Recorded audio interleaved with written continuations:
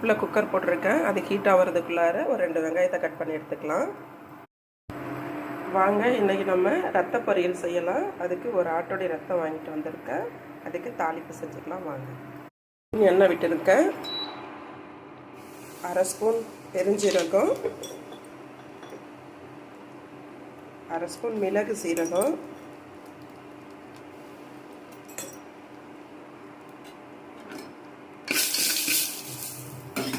இப்போது கட் பண்ணி வச்சுருக்கிற 2 வெங்காயம் இதை நம்ம நல்லா வதக்குவோம். வதங்கிட்டுருக்கு. ஒரு கொத்து கருவேப்பிலையை அதில் கிள்ளி போட்டுக்கலாம். வெங்காயம் வதங்கிறதுக்குள்ளார நம்ம இந்த கறியை நல்லா கசக்கி தண்ணி மாதிரி கசக்கி எடுத்துக்கலாம். அதுக்குள்ளார வெங்காயம் வதங்கிட்டு இருக்கட்டும். இந்த ஸ்டேஜில் நம்ம 1 ஸ்பூன் இஞ்சி பூண்டு பச்சை மிளகாய் பேஸ்ட்டாக அரைச்சதை போட்டுக்கலாம்.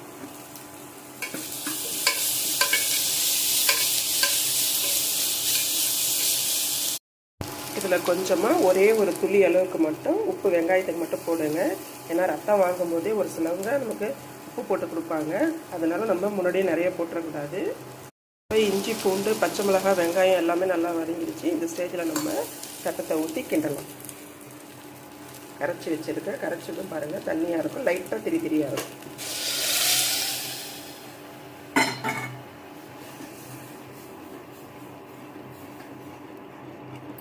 அடி பிடிக்காத அளவுக்கு நல்லா கிண்டுங்க. இப்போ இந்த ஸ்டேஜில் கொஞ்சமாக மஞ்சத்தூள், ஒரு 1/2 ஸ்பூன் அளவுக்கு மஞ்சத்தூள் போட்டு அதையும் கொஞ்சம் நல்லா வெந்து வந்ததுக்கப்புறமா ரத்தத்துலேருந்து தண்ணி விடும். அந்த தண்ணி சுண்டுற அளவுக்கு நம்ம நல்லா பரட்டி எடுத்துடலாம்.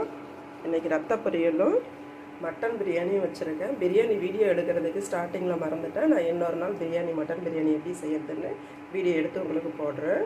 இப்போ இன்றைக்கி ரத்த பிரியாணி மட்டும் 3/4 வாசி வெந்து போச்சு. லைட்டாக பெப்பர் தூவி ஒரு கிண்டி இன்னும் கொஞ்சம் வேக வைக்கலாம். உப்பு டேஸ்ட் பண்ணி பார்த்தேன். உப்பு அரை உப்பாக தான் இருக்குது. அதனால் கொஞ்சமாக உப்பு எடுத்துருக்கேன். இந்த உப்பு அதில் தூவி நல்லா கிண்டியே வேக வைப்போம். மேக்ஸிமம் இது செய்கிறதுக்கு ஒரு 15 மினிட்ஸ் ஆகும். இப்போது ரத்த பொரியல் ரெடி ஆயிடுச்சு. நம்ம வேறு பாத்திரத்துக்கு மாற்றிட்டு கொஞ்சமாக அதில் மல்லி இலையை தூவி விட்டு சாப்பிட்லாம். வாங்க சாப்பிட்லாம்.